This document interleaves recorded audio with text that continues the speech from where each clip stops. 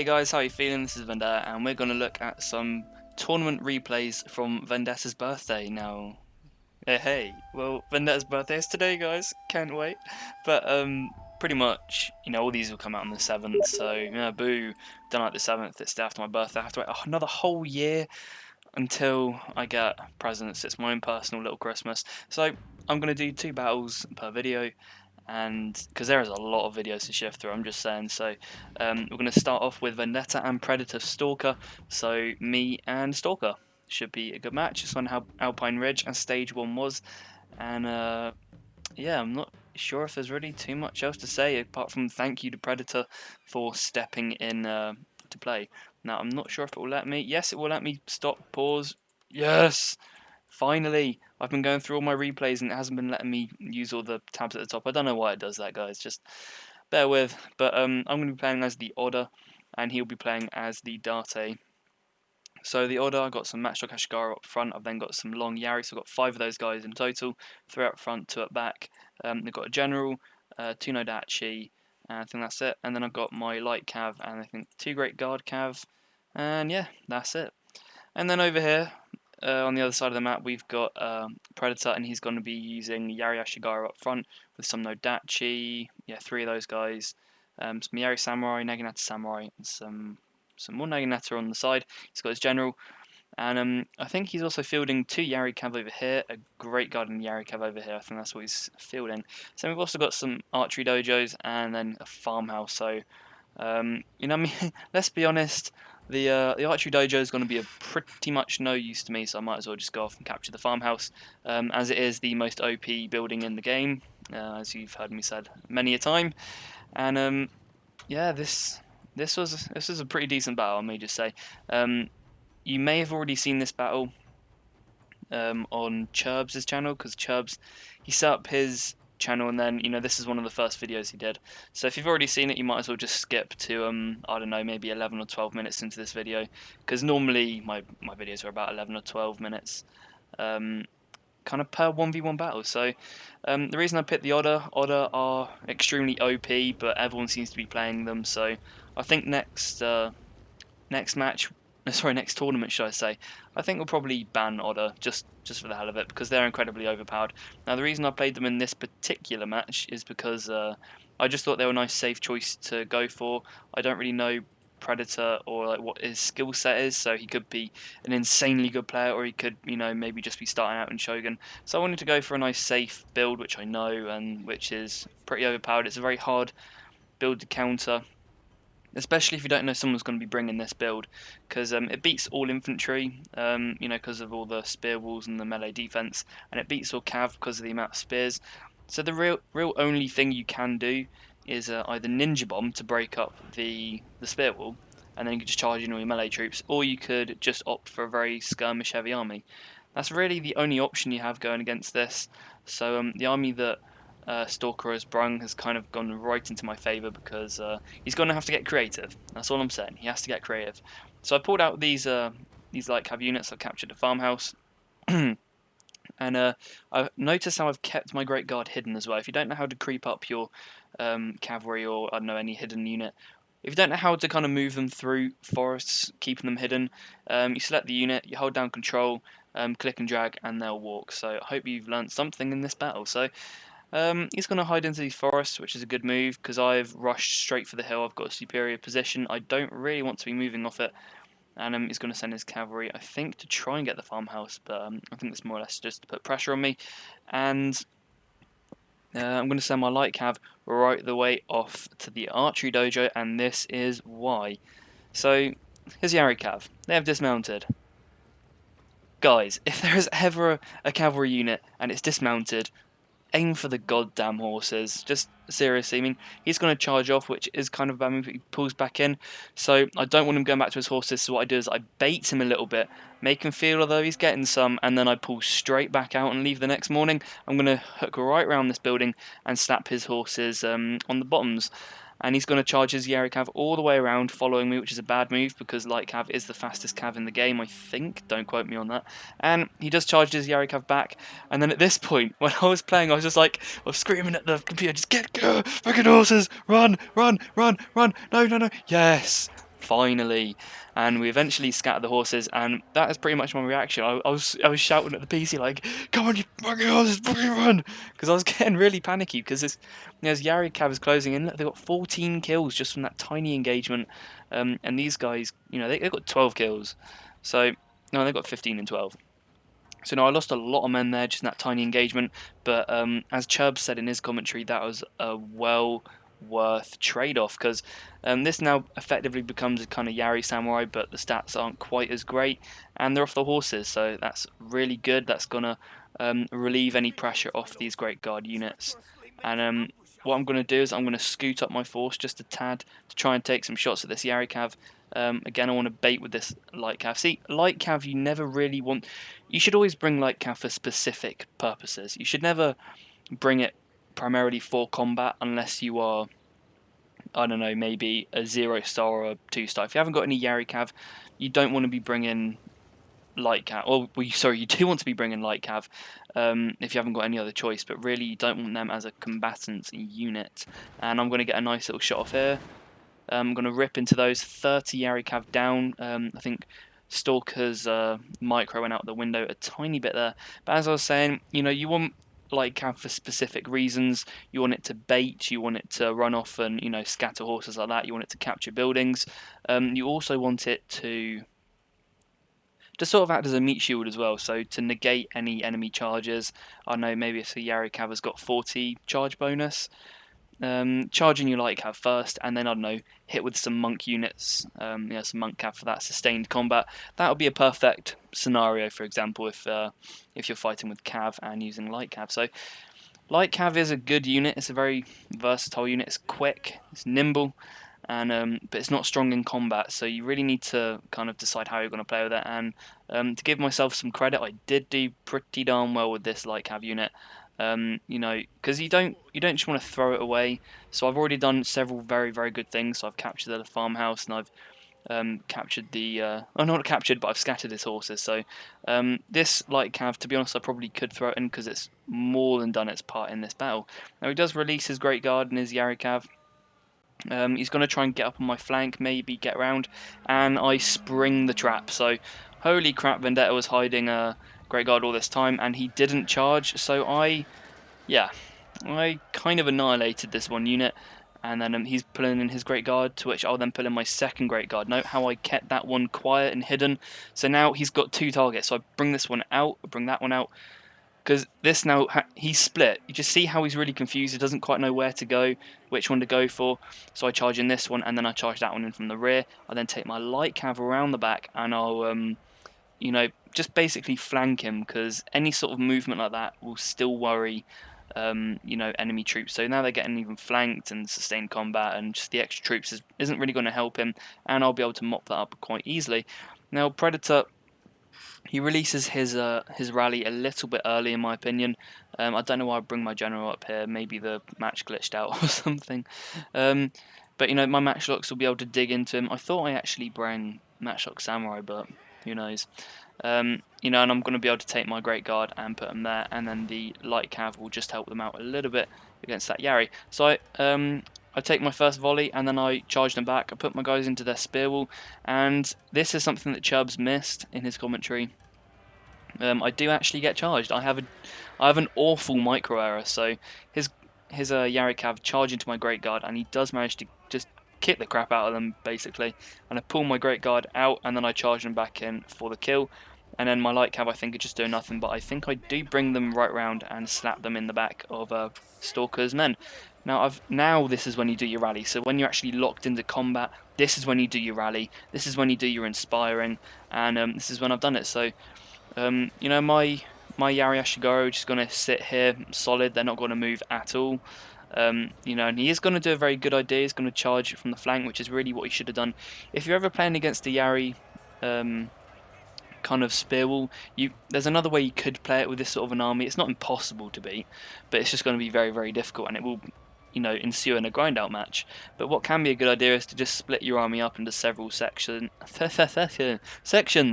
So I know, take one little component in the middle, one around the flank, one around the other flank, and it will force the Yari player to actually break up that wall and just isolate units a little bit more for you. So he's then going to charge in with his Yari cav. Unfortunately, their horses aren't going to carry them across the battle, and his units do break into a rout. So it was a good battle. I think the worst thing I did was definitely letting my Great Guard get charged. But other than that, I was pretty happy with the performance. And it was GG to PredatorStalker. You know, I wasn't going into this match expecting to win. I was kind of quite scared whenever I play against new players. And he did put up a good fight. It was still very, very challenging.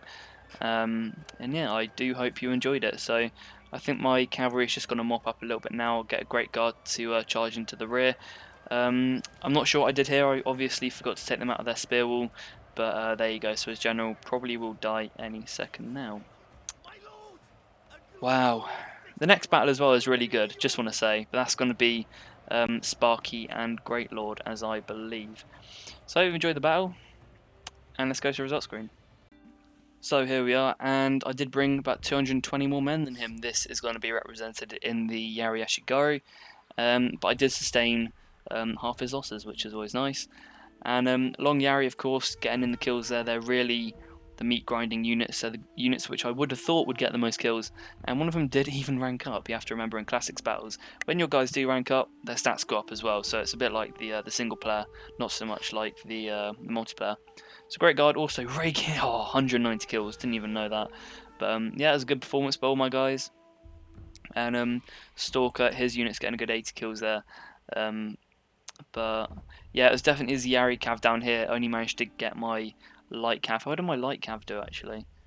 Are they even in there? Oh, my light cav got 74 kills. That's decent. So yeah, I hope you enjoyed that battle. And we'll go off to a stage 2 battle actually. I'm not going to do these chronologically, so I'm not going to do them stage 1, stage 2, stage 3. They're more or less just going to be a bit more jumbled up, because it's going to be pretty hard to remember the order in which all these went in. So here we go. This was an interesting battle.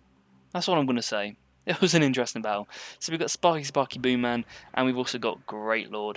Greatlordd is one of our Naked Fanatics players, so shout out to the Naked Fanatics there. And Sparky, you know Sparky, he's our test bunny, and he probably gets really, really miffed at that. I call him a test bunny all the time, but he is my test bunny. And yeah, I did do that 1v1 with him, which I'm probably going to upload tonight. I don't know. I don't know just yet. But it's on Waterfalls. Waterfalls is a good map. I like this map. And me and Surav didn't play on this map because you needed the key buildings. You need those switched on to be able to play on this map. And for some reason, our map wasn't showing up. And it was because we didn't have the key buildings. So that's just great. And yeah, you're probably looking at this thinking, shit, an Otter army. This is exactly what I mean when I say too many people are playing Otter. So next tournament I'm going to ban Otter, purely because everyone just plays them, and it's too easy to put in a spear wall. But we'll be fighting over the Sword Dojo, the Morale Shrine, and the farmhouse. But the farmhouse is all excluded on its own. No one cares. And then we've got some. So I mean, there are two differences between these armies, and we'll go through it. So Sparky's got some long Yari Ashigaru up front. It's fairly stereotypical. He's got 4 chevron. He's then got some Katana Samurai. These guys haven't got any chevrons. More long Yari at the back. A Matchlock Ashigaru. He's got his general. I think it's a light cav and a Yari cav. Yep. Over here he's then got his flanking force composed of a Yari Ashigaru and then a Matchlock Ashigaru. And then he's also got some Great Guard. So 2 of those guys, a Yari cav, another light cav, and then 2 bow cavs. That's a very strong. He has got. Anyone would have thought this guy was Takeda, honestly. We'll look over at Greatlordd. Greatlordd is fielding some long Yari up front, which is nice. He's got some Matchlock Samurai, along with some Nodachi, Katana, and Nodachi, along with his general. Another long Yari, and then 2 Great Guards. So very, very similar builds for what you saw, from what you kind of saw me bring, if anything. This is a good battle. It's one of those battles where it's just down to the last man. It's those battles which I definitely love, and I hope you guys do enjoy it, even if it is Otter versus Otter. But you can tell who is who because one player has got the red box around his flag, and the other one has got a yellow box around his flag. So that's how you differentiate between the two armies. If you're just wondering, because I think it's horrible playing against the same clan as what you're bringing, because it can get very confusing. Just a bit, guys, just a bit. So Sparky's, I mean, they're both just going to charge straight up, which is a nice idea because they have to get this sword dojo. That's really going to help. Now, I was saying earlier that there's two main differences between these armies, and it comes down to I think it comes down to speciality. I think it was that Greatlordd actually ranked up more of his units, so his units are, qualitatively speaking, better. But Sparky did bring a lot more troops. From this angle, it doesn't look like much, but I think in terms of cav, he bring a lot more. So he's got 2 Great Guard there. I think that's the only cav that Greatlordd brung. But now we're going to be firing off with these bow cav. Now there were a few micro errors, which I do want to point out. But yeah, this is good play at the moment. He's picking away at the Ashigaru units.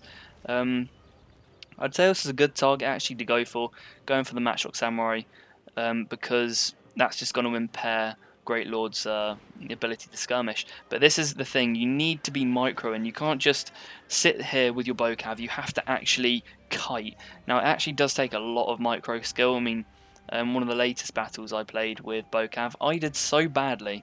You know, it can really be hit and miss, and Greatlord's going to be charging his Great Guard into this light cav, and Sparky's only just going to be able to retaliate. And I think this Yari cav might just win the charge. Yes, it does. Wow, it wins the charge pretty darn well.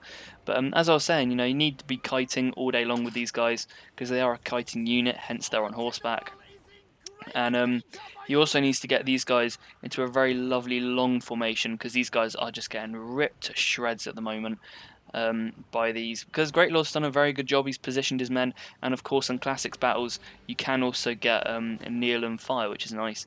He's actually got Matchlock Samurai. I thought they were Matchlock Ashigaru, so they're going to be tearing into him, and he does eventually put them into a nice long formation.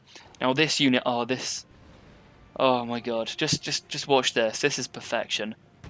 Bang, bang, bang, bang, bang, bang, bang, and then he sits back down and gets a lovely volley off there. Bang. Let's just look at the kills. 45 kills. 45 kills in one volley. You could not have asked for any... That's perfection, guys. Just look at it. I don't even have to say anything. Just sit here. That is perfection. 45 kills. This is an Ashigaru army. Just saying, this is an Ashigaru unit. Bang, up to 60 kills in 3 volleys. And then we'll get another... 80 kills! 80 kills. That's a Matchlock Ashigaru. So, you know, guys, I just wanted to point that out because that is insanely good. You know, it forces Greatlordd forward because his Matchlock units just got torn to shreds there. And, you know, again, Sparky with the mic. There's just a little micro error. But, I mean, that was perfect. You know, these guys got 90 kills, which is excellent, especially for a Matchlock Ashigaru unit. But Greatlordd is going to charge. It's going to force him forward, which is what you want in a match. You want them to play on your terms, and on the flank here Greatlordd is going to charge, but he wants to pull these Yari cavalry right out because these long Yari, I think they have got the largest bonus versus cavalry in the game, which is a 30, which is, you know, you don't want to be playing against that. So now we're going to be poking dicks at each other here. Oh, dicks, sorry, I meant spears. So we're going to be poking the spears at each other, and over here I think we're going to have more of a close quarters combat. But so now we're going to enter into a grind out phase. He does charges. Yeah, Greatlordd charges in his cavalry there, straight at the general, which is a very, very good idea. I do like it. You know, Sparky is losing a lot of men there from his general. He does do the rally, which is perfect timing just to save his units. And the advisor just told me, news just in, Sparky Boomman's general is dead. So his general's dead pretty much. Maybe the advisor didn't quite say it like that, but you know, you need to give me a break here. It needs to be made more interesting.